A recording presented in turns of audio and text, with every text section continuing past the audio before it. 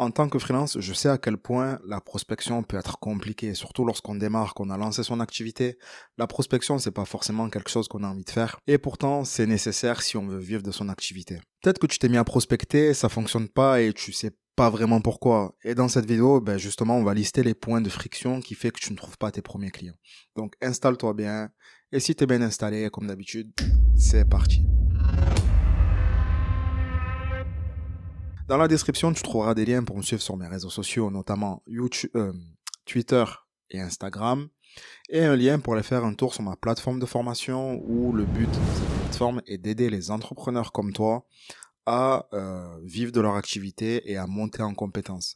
Justement, je viens de sortir une formation en lien avec la prospection. Donc, il y a une formation en ligne et il y a un PDF. Si ça t'intéresse, je t'invite à aller faire un tour et à t'inscrire sur ma plateforme. Le petit instant promotion est fait, on va réellement attaquer la vidéo. Donc, il se peut que tu trouves pas de clients et tu ne saches pas pourquoi.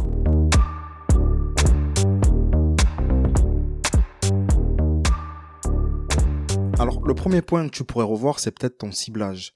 Peut-être qu'aujourd'hui, le fait d'adresser ton offre de service à tout le monde fait que personne n'arrive à s'identifier à travers ton offre de service. Moi, je fais partie de l'école qui dit qu'il faut se spécialiser. En tant que community manager freelance, j'ai préféré me spécialiser. Lorsque j'ai commencé à me spécialiser, donc à adresser mon offre de service à une cible spécifique, donc les personnalités politiques, j'ai commencé à vivre de c'est à ce moment-là où j'ai commencé à vivre de mon activité. Il faut donc que tu revoies ta cible. Et pour revoir ta cible, je te conseille de retravailler ton étude de marché, de retravailler ton offre de service.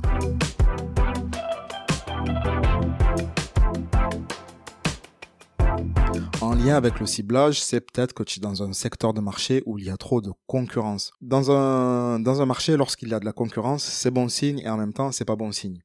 C'est bon signe parce que ça veut dire qu'il y a une demande. S'il y a de la concurrence, c'est qu'il y a une demande. Et en même temps, s'il y a trop de concurrence, c'est peut-être que tu arrives au mauvais moment. Donc, le fait de retravailler ton ciblage va faire que tu vas définir un marché où il y aura peut-être peu de concurrence. Dans un secteur de marché où il y a trop de concurrence, il va falloir que tu te démarques de la concurrence. Pour se démarquer sur un marché, tu peux le faire via le prix. Donc là, ce sera avoir une offre de service agressif.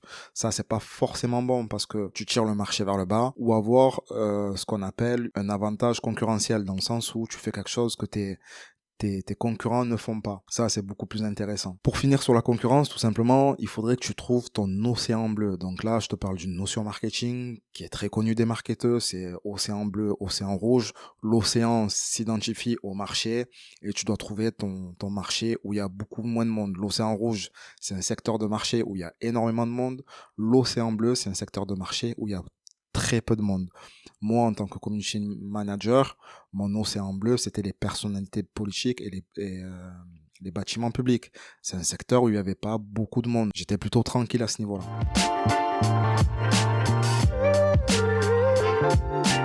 L'autre levier sur lequel tu dois passer un peu plus de temps si jamais tu ne trouves pas de clients, c'est ta visibilité.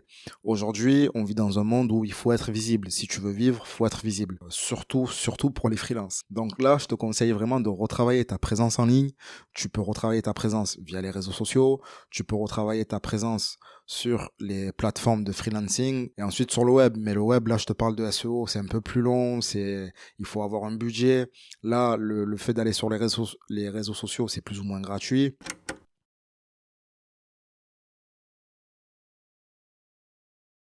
Le fait d'utiliser des plateformes de freelancing, ça aussi, c'est plus ou moins gratuit. Alors, j'utilise le terme plus ou moins parce qu'à un moment donné, il faut mettre un peu d'argent sur la table. Mais voilà, tu paies pas pour une inscription, tu paies pas au démarrage, tout simplement. Donc, retravaille ton manque de visibilité. Et dans la vie réelle, je te conseille de faire partie, par exemple, de groupes d'entrepreneurs. Ça peut être très intéressant de participer à des salons de l'entrepreneuriat, des salons un peu plus spécifiques liés à ta cible. Ça aussi, ça peut être un peu plus intéressant pour commencer à gagner en visibilité.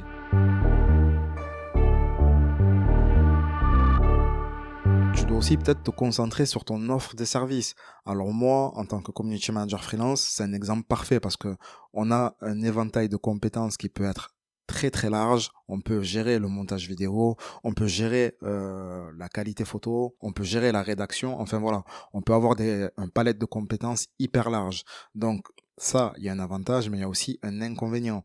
Si t'es pas à l'aise avec tout ça, tu vas peut-être avoir du mal à le vendre et ta cible va peut-être avoir du mal à le comprendre.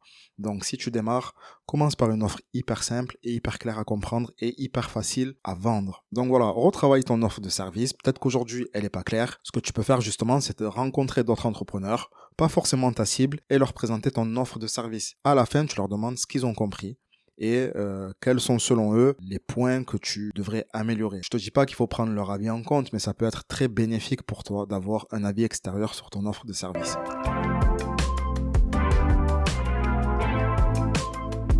Si tu as revu les points précédents et que tu as tout bon sur tous les points que je viens de te citer, donc le ciblage, la concurrence, le manque de visibilité, l'offre de service, si tu as retravaillé tout ça et malgré ça tu trouves pas tes clients, peut-être qu'il faut que tu revoies ta stratégie de prospection. Une stratégie de prospection, c'est hyper important, surtout quand tu es freelance, parce que tu es plus salarié, donc ton chiffre d'affaires, ton argent dépend uniquement de toi, si tu vois ce que je veux dire. Donc, il va falloir que tu retravailles ta stratégie de prospection. Alors, je dis stratégie, mais voilà, on peut dire aussi habitude de prospection, si tu préfères. Alors, comment tu peux retravailler ton habitude de prospection? Tout simplement, tu analyses ce que tu as fait lors de tes semaines précédentes. Si lors de tes semaines précédentes, tu as envoyé que 1 ou 2 mails dans la semaine, c'est vraiment pas suffisant. Il faut savoir un truc, la prospection, c'est très mathématique. Il faut que tu te dises, je dois envoyer combien de mails à de potentiels prospects pour avoir une réponse. Je dois décrocher combien de fois mon téléphone à de potentiels prospects pour avoir une réponse. Et je dois essayer de décrocher combien de rendez-vous avec de potentiels prospects pour avoir une réponse. Et c'est ces chiffres-là qui vont te dicter ce que tu dois faire en termes d'habitude ou de stratégie de prospection. Je te donne un exemple. Moi, il fallait que j'envoie une trentaine de mails pour avoir au moins une réponse positive. Je savais que je devais passer une dizaine d'appels pour au moins avoir une réponse positive. Et je savais qu'il fallait que j'échoue plus ou moins 5 rendez-vous pour avoir un rendez-vous positif. En sachant ça, je me suis dit, ok, combien de clients je veux par mois, combien de chiffres d'affaires je veux par mois, et j'ai agi en conséquence.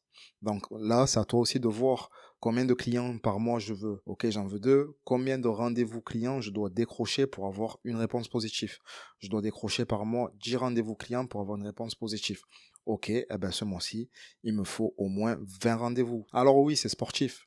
Oui, parce que c'est sportif. Mais au fur et à mesure, tu verras que tu seras plus à l'aise, tu seras plus efficient dans ta manière de travailler, dans ta manière de prospecter, et ce sera beaucoup plus facile pour toi. Les premières marches sont toujours les plus difficiles. Peu importe ce que tu fais, les premières marches, c'est toujours les plus difficiles. Mais une fois que la machine est en marche, crois-moi que ce sera moins difficile, ce sera, je vais pas dire normal, mais tu verras que tu seras beaucoup plus à l'aise dans ta prospection. Donc ne lâche pas les bras, continue de prospecter, applique ce que je viens de te dire là. Tu verras que quand tu commences à vivre de ton activité, tu vois la vie vraiment autrement. Voilà, maintenant, si tu veux en savoir plus sur tout ce que je viens de te dire, en description, tu trouveras un PDF gratuit qui parle de la prospection. Sur ma plateforme de formation, tu as cette formation qui t'apprend à prospecter et à trouver tes premiers clients. J'ai voulu que cette formation soit accessible aux entrepreneurs qui sont dans la difficulté, donc le tarif n'est pas très haut. Donc, si ça t'intéresse, je t'invite à aller la voir. Voilà la team, c'était tout pour moi, c'était Thierry, et n'oubliez jamais, celui qui ose.